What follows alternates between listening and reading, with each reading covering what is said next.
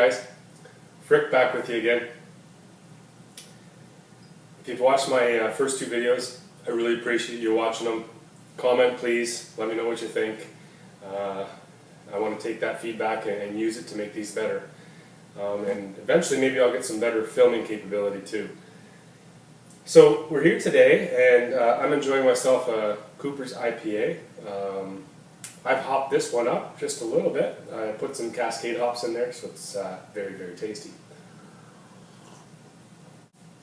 So why am I filming today? Well, I wanted to do a video for filling and or bottling. So what we're going to do today is I've already got things started here. First off, we need to sanitize everything. So what I've got here is I've got a big Tupperware container full of sanitizing solution, and I've got all of my caps in here. So give me a second here, I'll show you. Okay, so there it is. The caps are floating. They're all filled up with sanitizing solution. I've also got a hygrometer in there and some other things, the bottle filler. Some of the stuff I'm going to be using to brew up a batch here right after we get the fermenter cleaned out.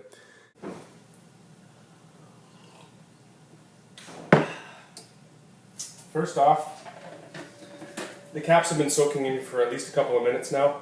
I'm going to take them out and I'm going to throw them into a colander. Now I'm going to keep this over top of the sanitizing solution because I keep this stuff, it's reusable.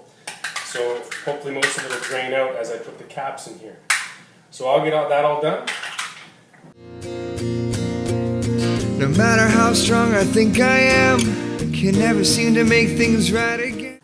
Do you guys recall me in the first video saying that I document all of my batches, what I put in them, the dextrose, the weight, pitching, the yeast temperature, and all that stuff? Well, what I do is I give each batch a number. What I've done is I've put the batch number on a label and put it on the cap so that I don't have to do it to all of them, but I do it to a few that I'm going to save, and I let them age for like 3 or 4 months, and then I can try them later on as they go. So we'll get rid of that. There we go. Switch back in there. So there, all the caps are now kind of drained out. I'm going to rinse these off with hot water, drain them out, and then I'll set them aside for later. Okay, I've got the last of the sanitizing stuff here. Some of this stuff I'm going to be using for the next batch that I do once the fermenter's clean. I have a couple of things left in here. I have the bottle caps in a thing. I also have a strainer, sorry, not a strainer. I also have a funnel, and I have a set of measuring spoons for the dextrose, fining sugar. Here's the hose that we're going to be using. I already have my bottle filler under here that's sanitized and just waiting. So we're just going to drain this of all of the sanitizing solution. Save all that.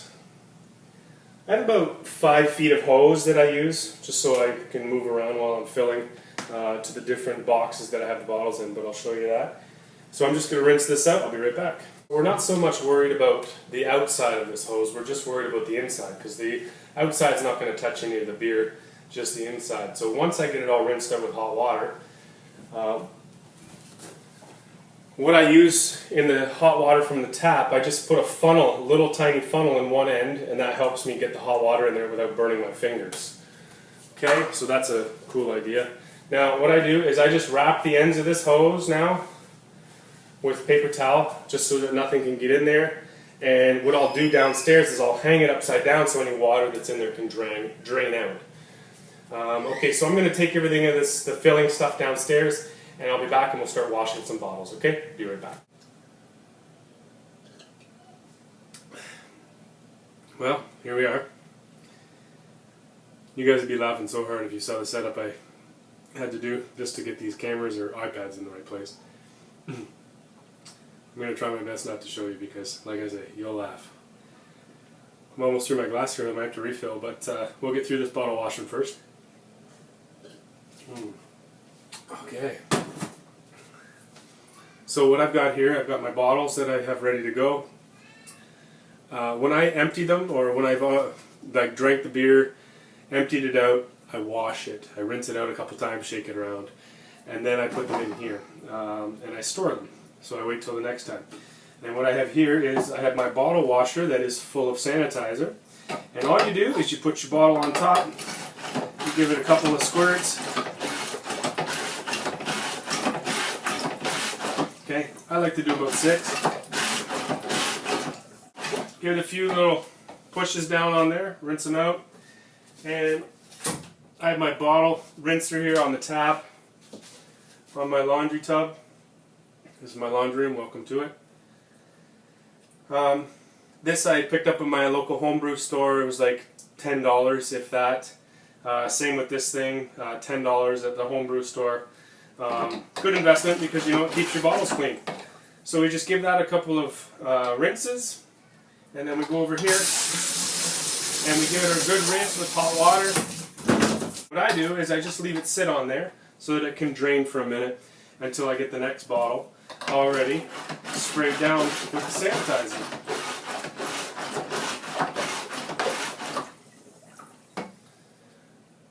Then what I do is I take this and I put it on my bottle tree. I have a bottle tree that I've put together. I'll give you a view of that, okay? So there's my bottle tree. I really apologize for the lighting in here, guys. It really sucks. You can get the gist, the bottle tree, the bottle on it. And then we keep going, and I will fill that up with the bottles.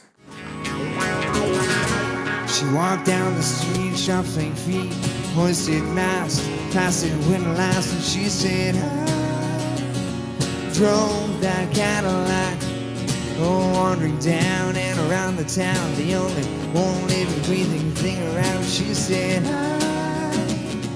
drove that Cadillac, oh, I drove that.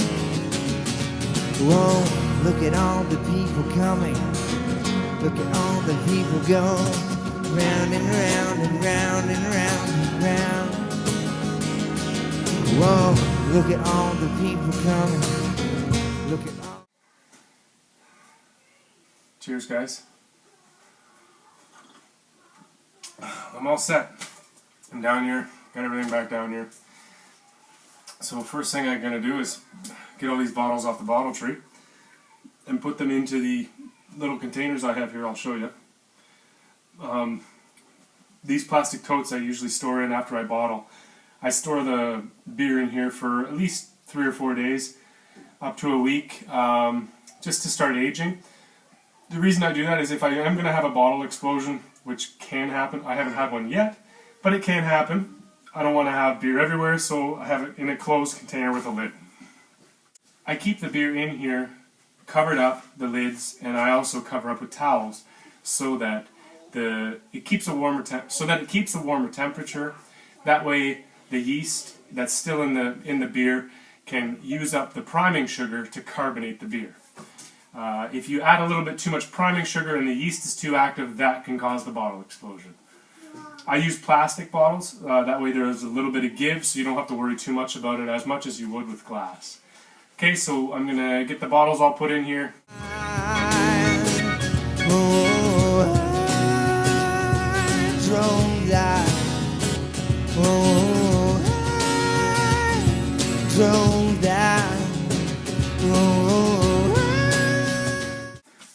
Well, I screwed up, and I forgot to turn on the camera, showing you guys me putting the bottles in, but who really cares? They're all in there off the bottle tree. So now all we have to do is we need to get the priming sugar put in the bottle. That really doesn't take very long.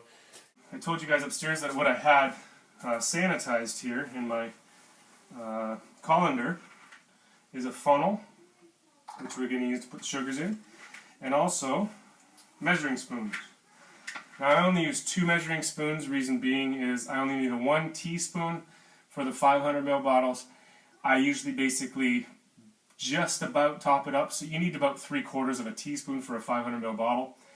Then what I have for the 1 liter bottles, I have a 1/2 tablespoon, which is 1.5 teaspoons. So I fill that right up for the 1 liter bottles, and this is just about filled up for the 500 ml bottles. So we'll use those. I'm going to start with my 1 liter bottles, And let me just get my priming sugar. There it is. I keep my priming sugar just in a mason jar. Shake it up a little bit so that I get rid of any clumps. Alright, here we go.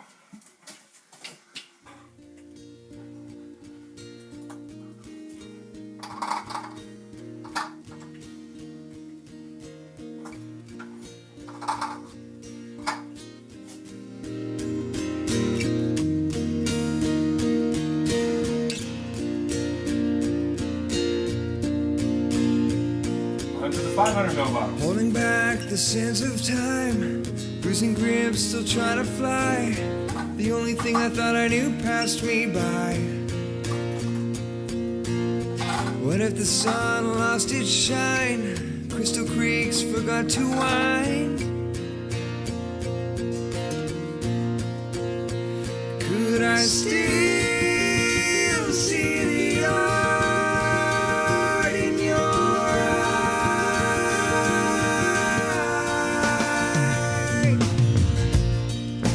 Hold me now.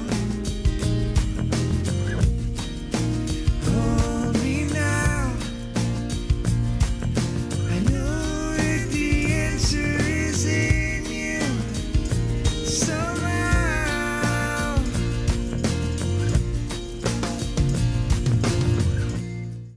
Ready to fill here. The priming sugars are in, and I got my caps right here. I have my fill hose.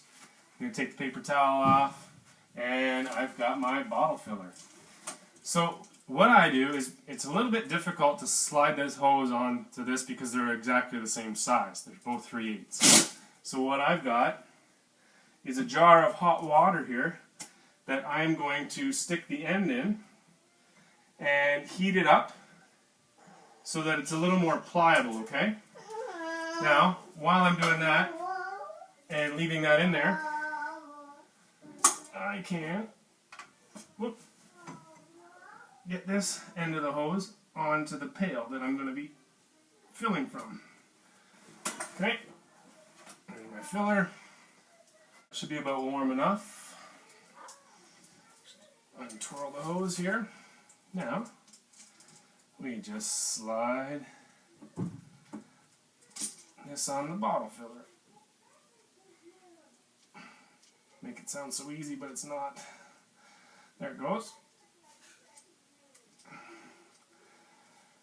As long as it's on there a little bit, like, you know, a 1/4 of an inch or so, maybe 3/8 of an inch, then it's going to cool down and it's not going to go anywhere, okay? So there, bottle filler, sanitized. I'm going to stick it in one of my 1 liter bottles here just for a second, just to keep it clean. And I have this jar. I'm going to basically use it just to prime the end of the hose and get the first runnings off, like not even 100 mils, just to get the first runnings off.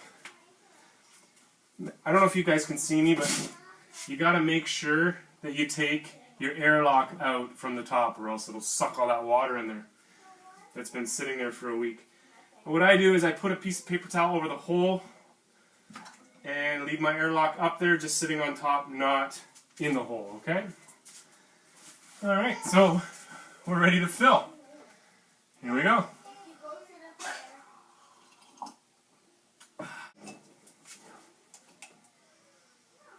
Open up your spigot, and we've already got beer running. I don't know if I told you guys, this is Cooper's English Bitter that we're bottling.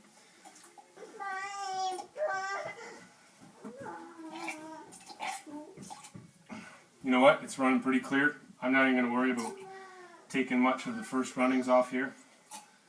Just leave that off to the side. Maybe I'll even give it a taste test. Okay, so we're ready to go here. The spigot's open, and we're filling.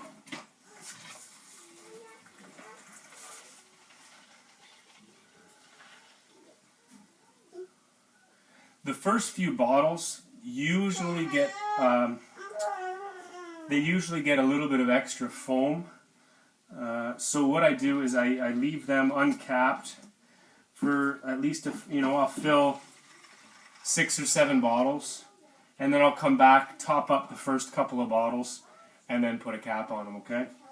I try to cap as I go. It's not the easiest thing to do. because I don't want to leave it the filler sit too long. Actually, you know what? I'm not getting a lot of foam, so I'm going to go 5 bottles in and top up that first one and first 2, and then just continue on and start capping as I go. Okay, so this is it, guys. Just stick those in there, fill her up. The fill level is right when you get to the top and it starts coming out the top of the bottle. When you pull that filler out, it leaves just enough head space for the for carbonation. So you're good to go. She walked down the street, shuffling feet, hoisted mast, plastic windlass, and she said, I drove that Cadillac, oh, wandering down and around the town, the only one living, breathing thing around. She said, I drove that Cadillac, oh, I drove that. Whoa, look at all the people coming, look at all the people go, round and round and round and round and round. Whoa, look at all the people coming, look at all the people go, round and round and round and round and round and round. Okay guys, so there it is. I've done the initial twist on the caps. So what I need to do now is I'm going to take these bottles out, twist on the caps real good and hard, give them a good finishing seal, and then I'm going to wipe the bottles down, clean up the containers, and I will put it all back together, okay? So I'll just leave the camera running so you can watch me do this. Okay, I'm going to do this in a 2-stage thing here. I'm going to twist all the caps on, tighten everything down, and then I'll come back and wipe it all off, okay? So I use a glove with some grip on it just so I don't tear up the skin of my hands. Okay, so just twist it down good. And what I'm going to do while I'm doing that, give it a couple of turns over, just bottom to top. Do it a couple times. Start dissolving that priming sugar, okay? So for now I can just put them back in this pail because I'm going to take them out and wipe them down anyway.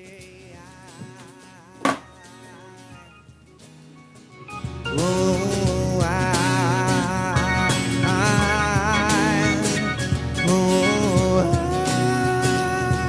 drove that. Oh, I drove that. Oh, I drove that Cadillac. I drove that Cadillac. I drove that Cadillac. I drove that Cadillac. Whoa, yeah. All right, wipe them down, put them all back, clean up the containers, done, good to go.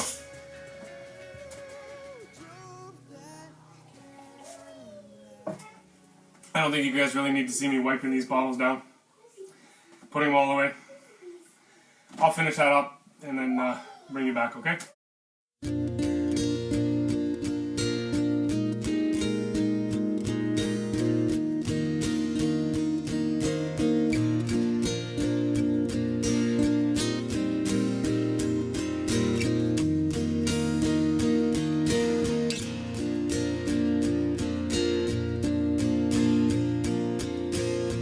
Holding back the sands of time, losing grip, still trying to fly. The only thing I thought I knew passed me by. Okay, there you have it. Everything's back in the containers. I'm going to close them up, put them on top of the shelf I have. All done. Okay guys, it's time for me to sign off. That was Rick with bottling a batch of beer. That batch there netted us 21 liters exactly. We got a little bit here, and we took a few samples along the way just to test the gravity to make sure things were moving along and when it was finished. I don't usually pour my samples back in. I just take them and take a taste. So here we go, just going to taste this. I don't know if you guys can see this, but this is the English bitter, and man, oh man, does it look nice. Let me see if I can bring this light down here and give you guys a bit of a view of the nice color that's going on there. See that? Yeah, look at that. So it's not clear yet, but it's coming. And it will come. It will clear right up. Okay, get that light out of your eyes. Sorry. So here it is. Taste of the English Bitter, Cooper's. It's uncarbonated, not cold. That's a batch that I hopped up, and that's very good. That's very good. I'm going to like this. Okay, cheers, guys. See you next time.